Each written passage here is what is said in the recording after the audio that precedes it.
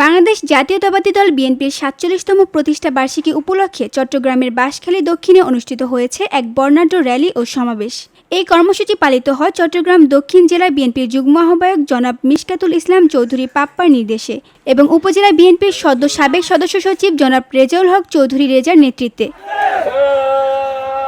বর্ণাঢ্য র্যালিটি বাঁশখালীর গুরুত্বপূর্ণ সড়ক প্রদক্ষিণ করে পরে এক বিশাল সমাবেশের আয়োজন করা হয়। সমাবেশে সভাপতিত্ব করেন উপজেলা বিএনপির সাবেক সদস্য সচিব Rezaul Haque Chowdhury Reza.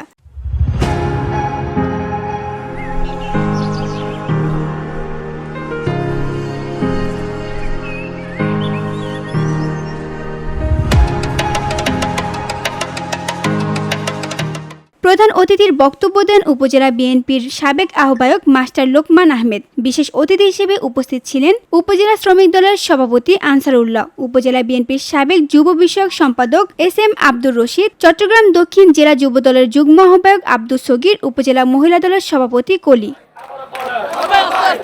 VOD Bangla news desk.